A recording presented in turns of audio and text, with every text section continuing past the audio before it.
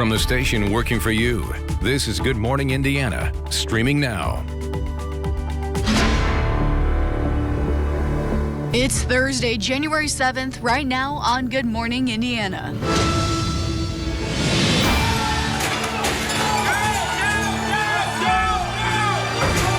Today was a dark day in the history of the United States Capitol.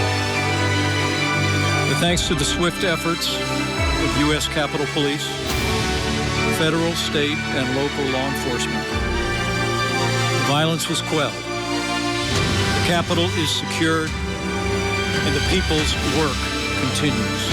Congress back at work this morning after mobs of President Trump's supporters stormed the Capitol building. The very latest from Washington.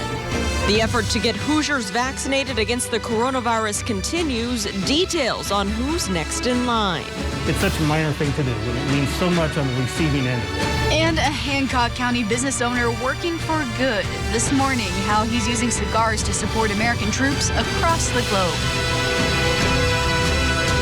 This morning, we are waking up to some calm hours after that chaos and confusion in the nation's capital and in Congress. We'll have much more on that developing story in a moment. But thank you for starting your day with Good Morning Indiana. To my best family crew members, what's going on? Oh, good morning, Raphael. I think I speak for a lot of people saying they might be a little bit sleepy this morning. Maybe you stayed up a little late last night. But Megan, things are quiet so far outside. Yeah, so far outside. I think we'll check with the official meteorologist for Good Morning Indiana, Todd Clausen. How is it actually looking out there? You know, it's pretty quiet, Raphael. I think we need a little of your espresso for the weather department here to get rid of these clouds and give it a little pep in its step.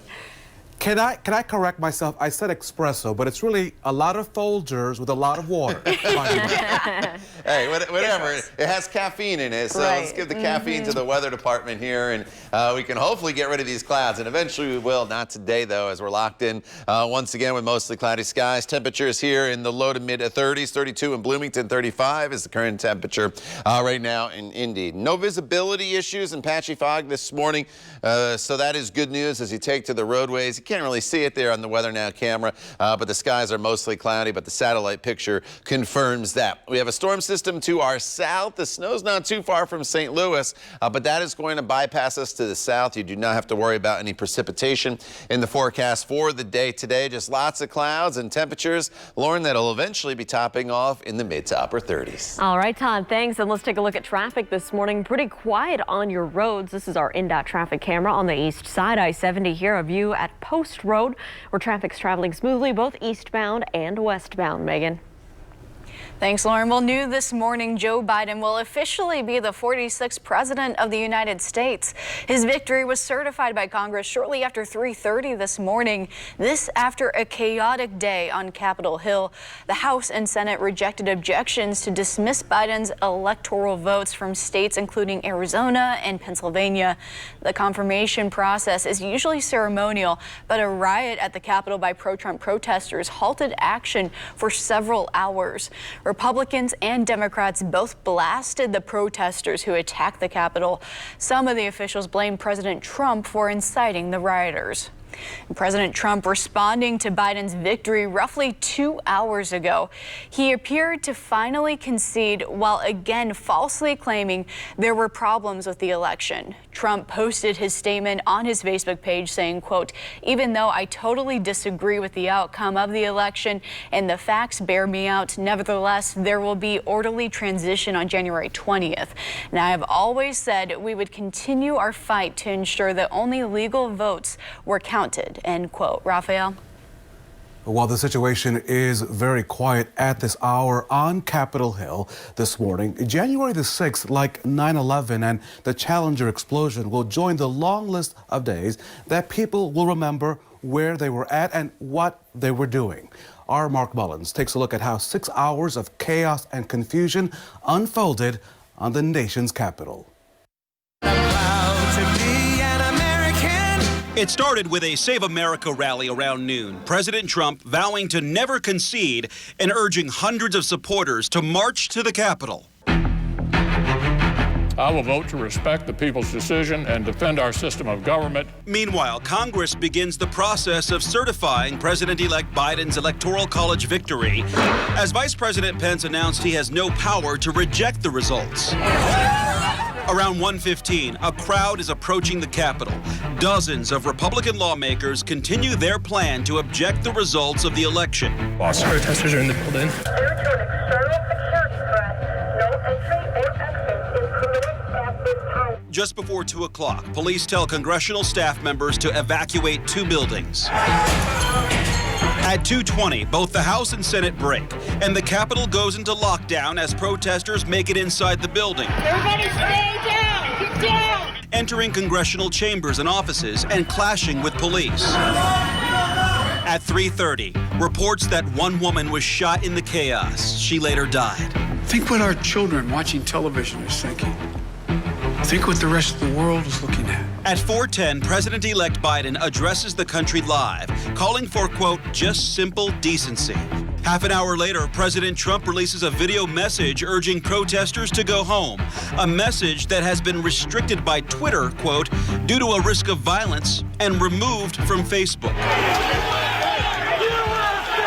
At 5:40, police used tear gas and percussion grenades to clear the Capitol grounds. And by 6 o'clock Wednesday night, Washington, D.C. goes under emergency curfew and the National Guard moves in. That was Mark Mullins reporting, and of course we'll continue to add to that timeline as this remains a developing story. Along with the woman that was shot and killed by Capitol Police, 3 others also died after suffering medical emergencies. And we're told that more than 50 people were arrested during that chaos there on the west and east end of the Capitol. CNN has also learned that President Trump initially resisted involving National Guard members in this chaos. It appears that Vice President Mike Pence, he coordinated the deployment with the Pentagon of Guardsmen. A statement by Acting Defense Secretary Christopher Miller suggests that Mr. Pence gave the final go-ahead. Miller said that he and the Joint Chiefs Chairman spoke with the Vice President prior to the deployment of those guardsmen happening yesterday there in Washington, D.C. Megan? Busy time. Thank you, Raphael. And we want to turn now to the latest on the coronavirus pandemic. Thousands of new COVID-19 cases and dozens of new deaths being reported by state health officials. The State Department of Health confirms 80 additional coronavirus-related deaths. Since March, 8,371 Hoosiers have died with COVID-19. The Indiana Department of Health also reports 6,214 additional COVID-19 cases. More than 539,200 people in the state have been diagnosed with the coronavirus since the pandemic began. And data shows that as of yesterday, 2,782 Hoosiers were in Indiana hospitals, either with COVID or similar symptoms that could turn out to be COVID.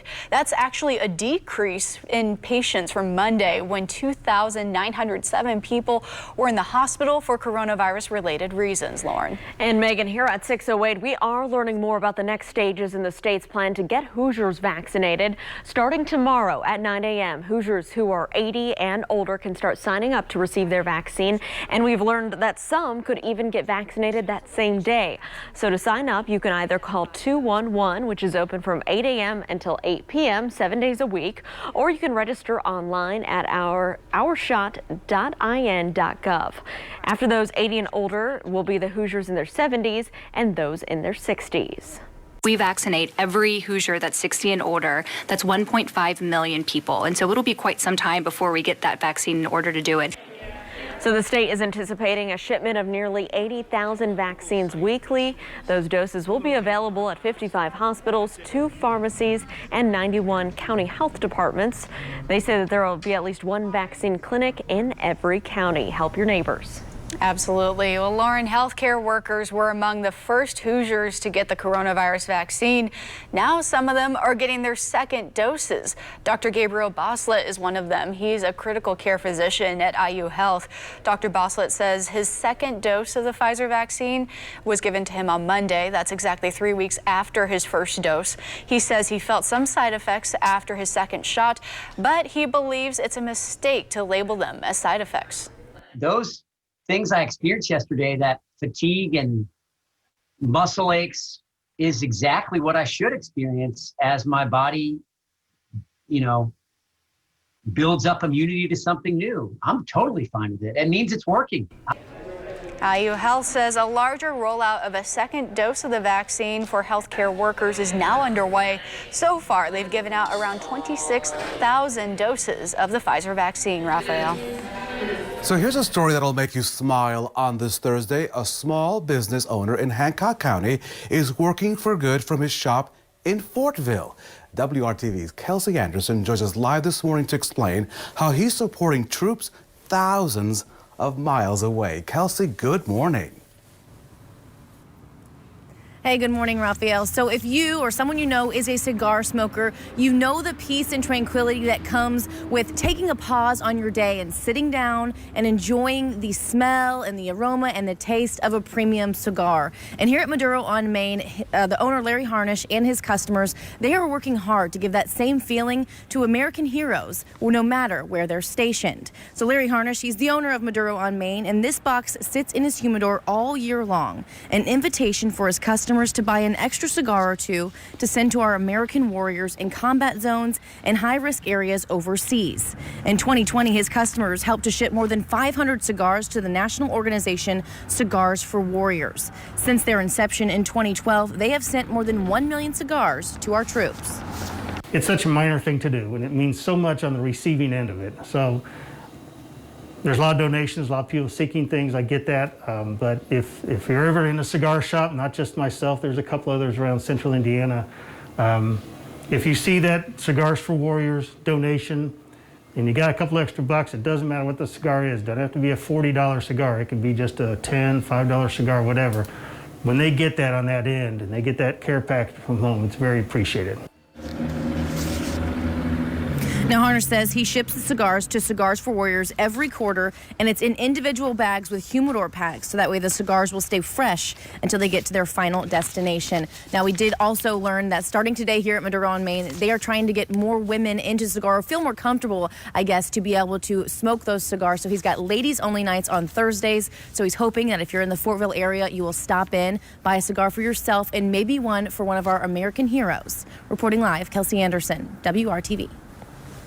Kelsey, thank you so much. The IRS responding to a flood of calls and concerns from many of you who have yet to receive your second stimulus check. We look into what's causing the delay and have answers coming up. But first, your forecast on this Thursday with Todd Clausen. Hey, TK. Yeah, good morning, Raphael. We're dealing with quiet conditions here across central Indiana. Big storm system just to our southwest. Typically, with the track of this storm system, if things were normal, it'd be heading towards us. Not the case. Going to pass to our south. We are stuck in this very quiet and stagnant weather pattern. We'll let you know when it's going to change coming up when Good Morning Indiana continues right here on WRTV. 411 to learn more. Welcome back. It is 6:16 on your Thursday. This morning, President Trump is locked out of Twitter, the social media site, locking his account for 12 hours. This started Wednesday night, and it requires the removal of 3 of his tweets. Now, Twitter says future violations could result in permanent suspension of his account. The number of tech platforms faced growing calls Wednesday afternoon to suspend President Donald Trump's social media accounts, saying that he played a role in instigating riots at the Capitol. The curfew in the nation's capital lifted about 17 minutes ago, and in the midst of all of that chaos, Megan, history, though, was being made in Georgia. That's true. 2 incumbent senators were defeated in close runoff races. Instead, voters chose to send 2 Democrats to Washington to represent the Peach State. Reverend Raphael Warnock made history on Tuesday. He became the first black senator from Georgia. Warnock's also the senior pastor at Ebenezer Baptist Church in Atlanta. That's the former home of Dr. Martin Luther King Jr. Warnock beat Republican incumbent Kelly Loeffler, and in the late victory, Democrat John Ossoff ousted GOP incumbent David Perdue. Ossoff becomes the youngest member of the Senate at 33 years old. Because of Warnock and Ossoff's victories, Democrats and Republicans each hold 50 Senate seats. Vice President-elect Kamala Harris's tie-breaking vote will give Democrats an effective majority. And here at 6:17, Judge Merrick Garland has been tapped as President-elect Joe Biden's pick for Attorney General. The formal announcement is expected to be made sometime today.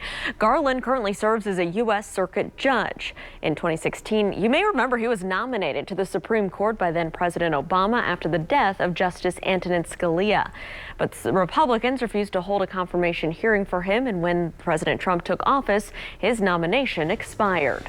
Time now, 6:18. The IRS is responding to a flood of calls and concerns from taxpayers who are eager to get their second stimulus checks. Some people are getting an error message on the Get My Payment tool. The website shows the status of your stimulus payment.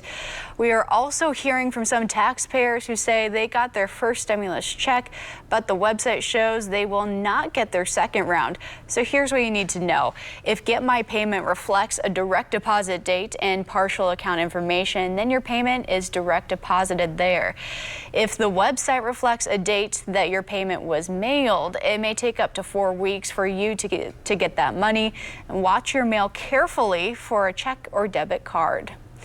And if the website shows payment status number not available, then you will not get a check. Instead, you need to claim the recovery rebate credit on your 2020 tax return.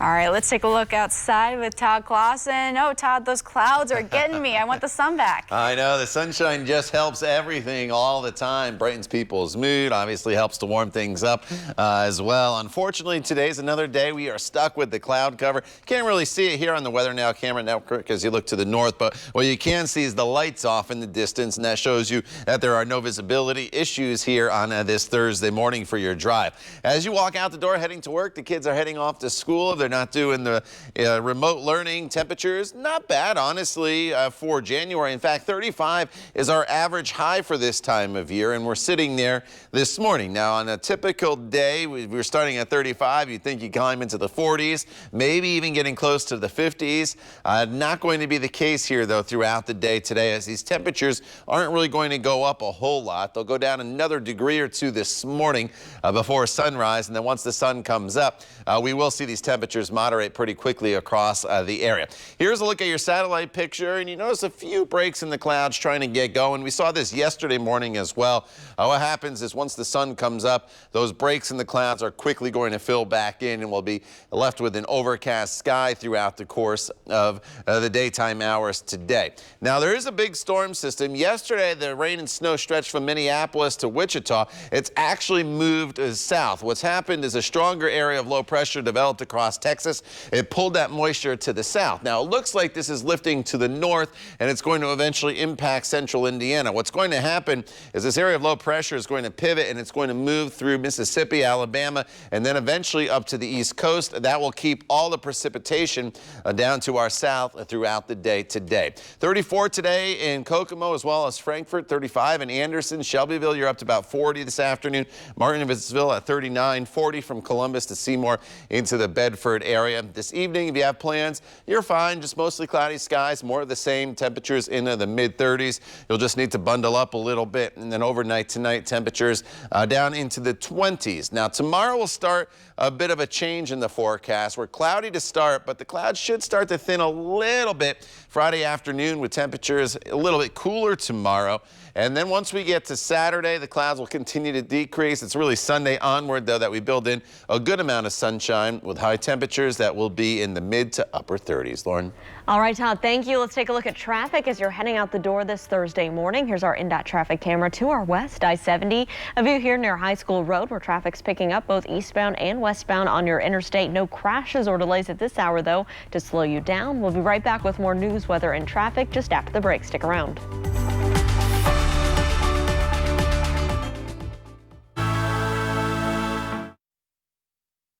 The time right now is 6:24 on this Thursday. Raphael, Megan, this is the time where we chat about what is trending at 6. So here's one for you guys. We know there are state flags, state flowers. Indiana's the peony. Indiana even has a state insect. It's the firefly. So why not have a state dinosaur, right? Well, yeah, a Massachusetts lawmaker is actually hoping to get his state a new mascot in the form of a prehistoric creature. State Representative Jack Lewis says he'll file legislation next week, asking residents to choose between 2 species discovered in Massachusetts. He says selecting a state dinosaur is a good way for kids to learn how laws get made. And if you're wondering, 12 states already have official state dinosaurs. And guys, I did a little research. According to the Children's Museum here, they don't think there were dinosaurs living in Indiana. So I don't know, maybe that means it's open for us to choose one. So Lauren, with all that purple that I had on yesterday, I felt like Barney the dinosaur. So maybe we could pick Barney.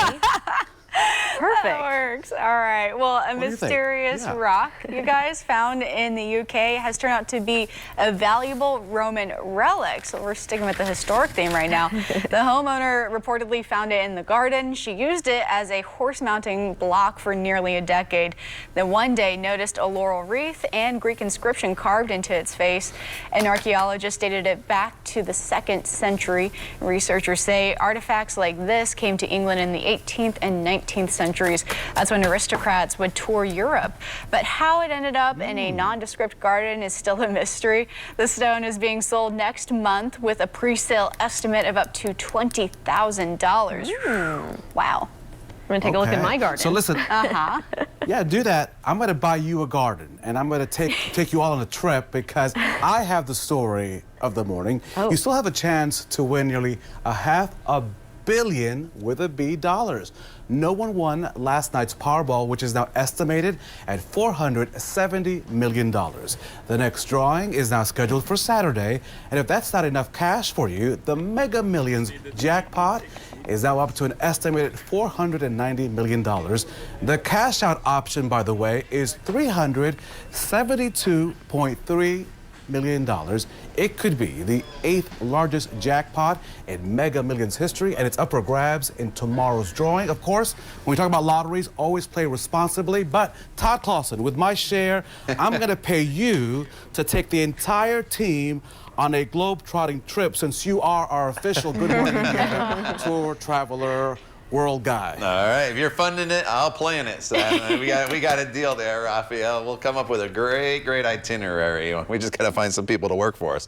All right, outside right now, we are talking about temperatures that are sitting at or just above freezing now in many locations. There's a couple locales there just below freezing, Richmond as well as Sullivan. But for the most part, people are at or above freezing. These temperatures may go down another degree or two here this morning before they slowly start to climb. Lots of clouds around this morning. And then just like yesterday, I do think we thinned the clouds a little bit this afternoon. I don't think we ever get into bright blue sky, but we should be able to thin the clouds. The skies will brighten just a little bit with high temperatures today. That'll be topping off in the mid to upper 30s.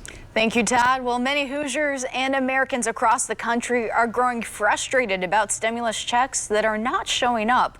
That's because they were deposited into the wrong bank accounts. Working for you, John Matarese shows why they may have gone missing and what you can do so you don't waste your money. By now, millions of Americans have received their new $600 stimulus, but thousands of them are discovering their money went into a bank account that isn't theirs. If your stimulus check is coming by mail, you figure it'll take a few weeks, but many people expecting a direct deposit, like Alicia Bradshaw, are finding something else happening. It says it was sent to my bank on the 4th, but the last 4 digits are not my bank account. Alicia's money was sent 1,000 miles away. I Google the routing number, it's a bank in North Dakota. Niecy Boyd had last year's stimulus correctly deposited, but not this time. The second payment was sent out January the 4th, but the account number, the last 4 digits I didn't recognize those. It wasn't any of my account. Turns out many in this bind filed their taxes through H&R Block or TurboTax. Both companies say the IRS sent some stimulus checks to them instead of to their customers.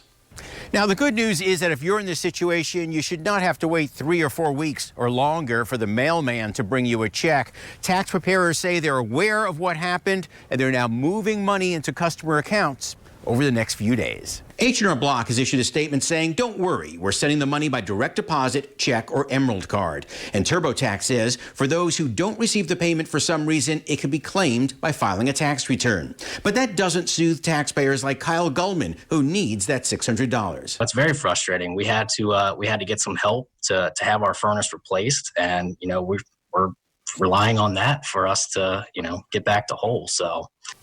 Unfortunately, you can't call the IRS about this, so if your stimulus still doesn't show up in a few weeks, you'll have to claim it on your taxes in April. As always, don't waste your money. I'm John Matarese. From the station working for you, this is Good Morning Indiana, streaming now. Let us pray. Lord of our lives and sovereign of our beloved nation, we deplore the desecration of the United States Capitol building, the shedding of innocent blood, the loss of life, and the quagmire of dysfunction that threaten our democracy. These tragedies have reminded us that words matter and that the power of life and death is in the tongue. Lord, you have helped us remember that we need to see in each other a common humanity that reflects your image. Use us to bring healing and unity to a hurting and divided nation and world.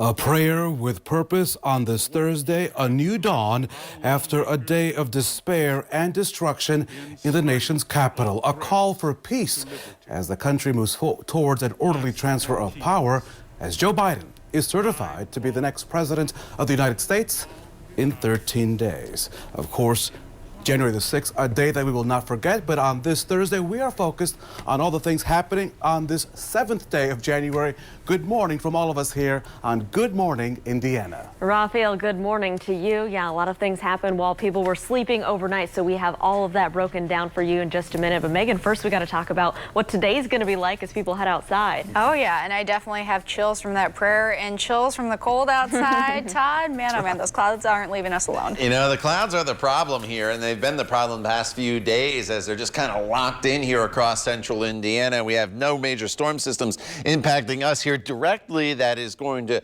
clear the skies out in our immediate future, but eventually we will get there as we push towards the weekend. Temperatures here this morning are sitting in the 30s. Actually not bad for this time of year. Our normal low should be in the 20s, so the clouds have been helping us in the morning from preventing the temperatures from dropping, but they've been hurting us in the afternoon because they've been preventing us from warming a whole lot as well. And here are those clouds right now in place all across the area. A few breaks starting to appear. Those breaks will fill back in as the sun comes up. Here's that storm system I mentioned down to our south. Snow and heavy rain and the potential for severe weather in southern locations today. But this storm system will stay to our south despite it looking like it is going to make its way towards central Indiana. That is not going to happen today. We're just going to be mostly cloudy once again. Temperatures don't do a whole lot this afternoon, only going up a couple degrees from where we are right now, Lauren, to highs in the mid to upper 30s. All right, Todd, thanks. Let's take a look at traffic as you're heading out the door this morning. This is a live look over to our east, I-465, a little north of Brookville Road, where traffic, as you can see, is traveling up to speed this morning.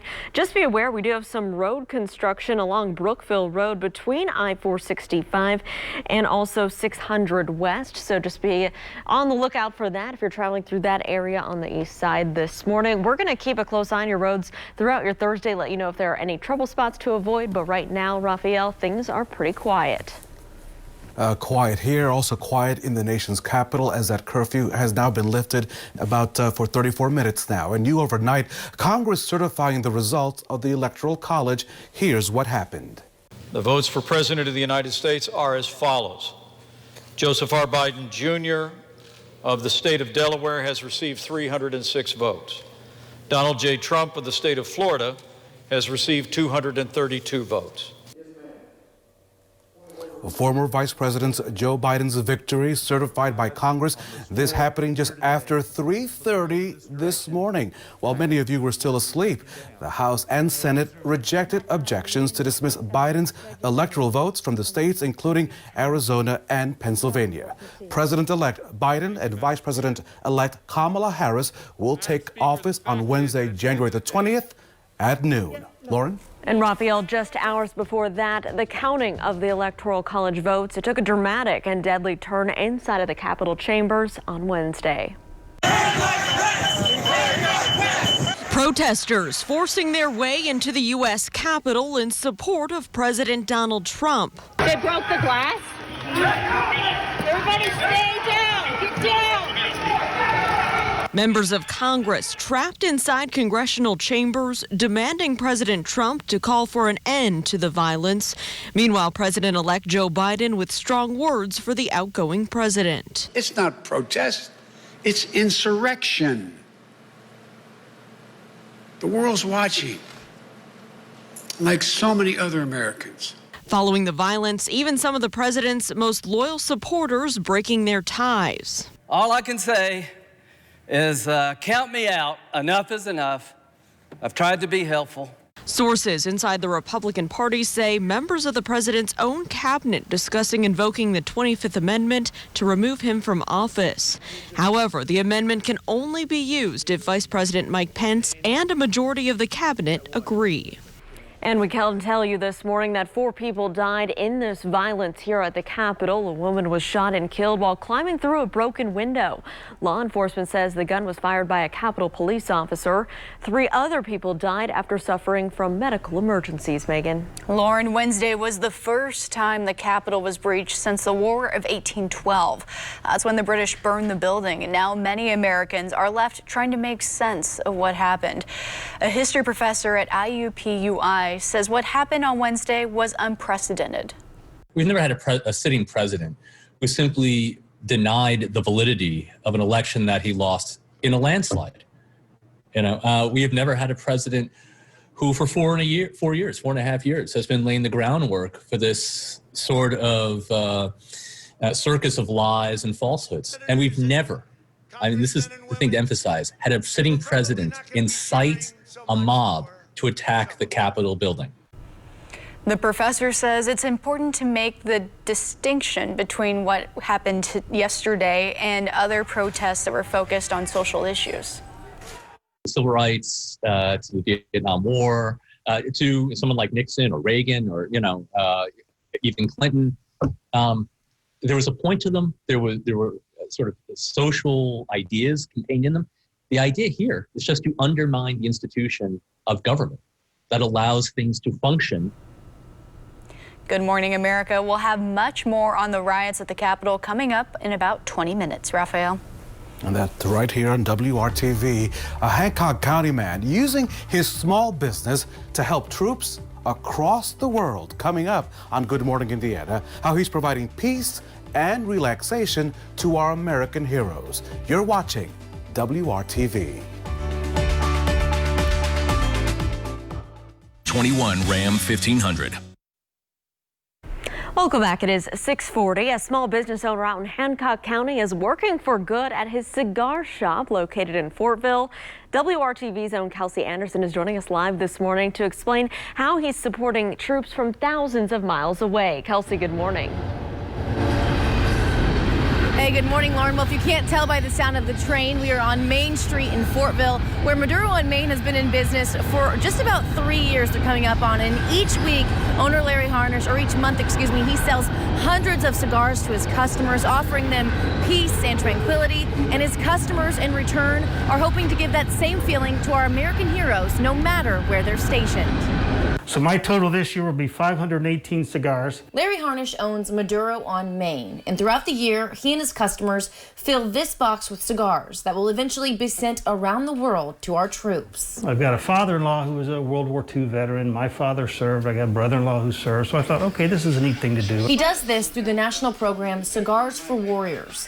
Since their inception, they've sent more than 1 million cigars to American warriors in combat zones and high-risk areas overseas. There's so many weird things going on in these combat zones. so much high stress, op tempo's high. Sometimes it's boredom that's causing a lot of stress. Storm Bowen is the CEO and co-creator of the Cigars for Warriors project. And he says he knows their charity is often viewed in a skewed light because it supports tobacco use. But as a combat veteran himself, he says he knows from experience the peacefulness it can bring. We do have 2 MDs and 4 psychologists that have written their names behind us. The psychologist said mental health benefits outweighs any potential health risk. Harnish tells me the more than 500 cigars he's collected this year are all thanks to his customers. Some people donate a bunch, a bundle of 10, 20, etc. But for the most part, it's the man or woman coming in who knows somebody who's deployed, and they'll buy 4 cigars heading into the weekend, and they'll throw one of them in the box. He says he got into the cigar business because of the camaraderie that comes with it, and he's glad he can help our American heroes experience the same thing. I love the camaraderie that comes along with it. And so if you can share that peaceful feeling, it doesn't matter your race or religion or political views or wealth status, cigars are a common denominator, and all that stuff goes out the window and you just share the cigar. So I thought, on that end, if you can bring that little relaxation and that peace to somebody out there in the serving, then why not? So Harnish says it doesn't have to be the most expensive cigar in his humidor to make a soldier's day. He says the ones donated range anywhere from $5 to $40. And if you want to learn more about the Cigars for Warriors program, you can head to cigarsforwarriors.org. Reporting live, Kelsey Anderson, WRTV. Kelsey, thank you. And payments have temporarily stopped for thousands of Hoosiers on the Pandemic Unemployment Assistance Program. The program expired late last month. Now a new program was approved by the federal government. It will provide assistance for those gig economy and self-employed workers. However, those payments aren't being made yet. A notice on the Department of Workforce Development website says the state is waiting on guidance from the U.S. Department of Labor. There's just zero transparency on what's been going on, so it's really hard for us to plan. It's hard for us to do anything at this point until we get concrete information on how it's going to be handled. The Department of Workforce Development declined an interview with WRTV. Good morning to Muncie, Franklin, and Brownsburg. And we're learning more this morning about how communities in our state are dealing with the spread of this ongoing virus. The latest color-coded scale issued by the state on Wednesday, it shows that 56 Indiana counties right now are in the red status. The state health department reports more than 6,200 new cases of COVID-19. Health officials also report 80 more Hoosiers have died with the virus. State health officials also report more than 52,000 more Hoosiers received a first dose of the coronavirus vaccine. The state reports more than 128,000 Hoosiers have received at least their first dose of the vaccine. Well, Raphael, 68 of the nation's top college basketball teams will shoot hoops in the Hoosier State. In just 2 minutes, we'll look deeper into Indy's plan to host the teams. Todd. And Lauren, temperatures are kind of stuck here in the 30s for the foreseeable future. We're locked in with the clouds, but as soon as we get into some sunshine, eventually, as we progress through the weekend, we stay in the 30s. We'll dive into your forecast in more detail for you coming up when Good Morning Indiana continues right here on WRTV. Could save you 15% or more. Welcome back to Good Morning Indiana, and we are getting ready for all of the hoops hysteria that you can enjoy because after Selection Sunday in mid-March, we will know which 68 men's basketball teams will participate in March Madness where? Right here in the Hoosier State, Indiana. That's right, Raphael. But where will they stay and how will the city host the student athletes safely? I spoke with the experts at Visit Indy to get the answers. 5 downtown hotels, all connected via climate-controlled skywalk to the Indiana Convention Center, making up more than 2,500 hotel rooms, will house all of the teams checking into Indianapolis as part of March Madness. Chris Gall is the Senior Vice President for Visit Indy, and he says this plan has been in the works for months. It's an unprecedented plan to host all of the NCAA games in one location safely during a pandemic. Each one of these 68 teams will be assigned a very specific hotel and a very specific floor and very specific meeting room within each of these hotels. Gall says it's doable, though, because each team will be in its own school bubble. Our hotels that are connected to the convention center, connected to the stadium. Meaning teams will travel easily and stay separate. Each will have their own transportation system, and each will go through very rigorous health and screening procedures each and every day. Competitors will check into a specific hotel and play until they lose. For some student athletes, it's the biggest game of their life, and it's a lifesaver to hotel businesses. Those hosting the teams and the players have the biggest opportunity to welcome that economic impact as well. Gall says as teams lose and leave, he expects a second wave of people staying in hotels. For media, for production crew, for friends and family, for VIPs. At this point, the tournament isn't open to spectators. While we don't anticipate fans being able to watch these games, there is a chance the further we get into the spring and the closer we get to the championship games that there's a potential for a limited number of friends and family to be inside. Gall says they are still working with the Marion County Health Department on the exact COVID-19 safety practices, but competing teams will get screened for coronavirus each day. And I know we can't predict the weather for March Madness yet, Todd, but we can predict the weather, of course, for this week. Yeah, you know, as we head towards the weekend, we're finally going to get some sunshine back into this forecast, which we all really need. It's been a pretty quiet stretch of weather, but it hasn't been bright. We had the sunshine on Saturday, or on Monday rather, and then that's been about it for this week. Here's the view outside right now, and there's lots of clouds out there, and temperatures that are currently sitting at 35 in Indianapolis. Feels like 29 though when you factor in this light wind that's out of the northeast right now at 10 miles per hour. And temperatures, honestly, for January the 7th, not all that bad here this morning, as we're all sitting in the 30s right now. 34 in Greencastle, 32 in Bloomington, 34 in Muncie. Richmond, just a couple degrees below freezing, sitting at 30 degrees. As we work our way throughout the morning hours, we'll see the temperatures jump up to about 35 by 11 a.m. And then by 2 p.m., we're up to 37 degrees. Once we get to about 2, 3 o'clock, though, we are going to be done with the temperatures warming, as the clouds will be pretty thick across the area. And then as we work our way into the evening hours, we'll only slowly start to see those temperatures fall back off into the 30s. Here's the current picture on the satellite, and you notice some clearer skies here in Bloomington as well as Seymour. This is very similar to what we saw yesterday, where we had a few peaks of sunshine in the morning, and then once the sun comes up, it kind of fills those breaks in with the clouds once again. Our storm system is down to our south. The center of low pressure, you see it spinning away right here in northern portions of Louisiana. This is going to pivot and essentially just make its way through the southern portion of the country. And as the storm system eventually starts to turn up the east coast, that'll finally start to help us out in an indirect way. We're not going to deal with any of the precipitation, but as that storm system pushes off into the Atlantic, it'll finally start to pull some of these clouds out of our area and allow the sunshine to return once we get into the weekend. Mostly cloudy tonight, down to 29 degrees for the day tomorrow. Mostly cloudy skies. The clouds may start to thin a bit as we get into the evening hours tomorrow, and that'll set us up for the weekend forecast, which brings the sunshine back. Sunshine helps everything. Temperatures will be in the mid to upper 30s, so temperatures, even with the sunshine, won't necessarily go up, but the sunshine makes it feel a little bit warmer compared to where we'll be the next couple days with the clouds. The one thing you will notice, though, as we work our way into the overnight hours, Lauren, with the clearer skies overnight, we will run a little bit cooler. In fact, Sunday morning, some areas could be in the teens. All right, Todd, thank you so much. I do have a traffic alert for drivers right now traveling on the west side of town. Here's our map as you're heading westbound on I-70. You're approaching I-465. We do have a report of a crash involving a semi and a passenger vehicle in that area. The right lane as you're traveling westbound on 70 is blocked at this time. No reports of any injuries, but this is something we'll continue to monitor this morning. Stick around. We'll have more news and our Throwback Thursday just after the break.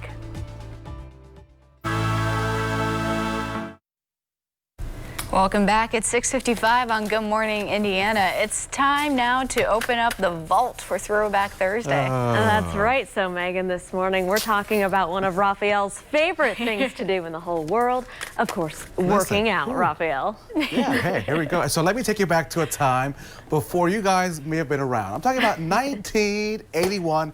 Todd Clausen can tell you it was a great year. Back January the 9th of that year, 300 women inside the Hyatt Regency downtown could be heard chanting this with great glee. Take a listen.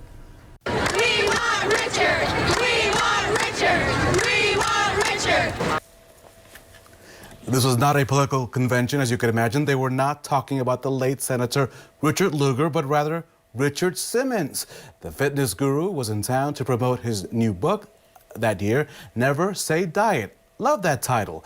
He told former WRTV reporter Tracy Horth his goal was to make weight loss fun, and since the pandemic began, Simmons has been uploading some of his great workout content to YouTube. And ladies, for those who are not aware of Richard Simmons, he was larger than life, and he did make exercise fun. So, it was a good time.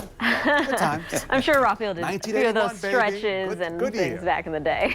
I'd pick it up now. Why not? All right, Todd, one final check of our weather. Yeah, just lots of clouds today and temperatures in the 30s. Plenty more coming up on what happened in the nation's capital on Good Morning America.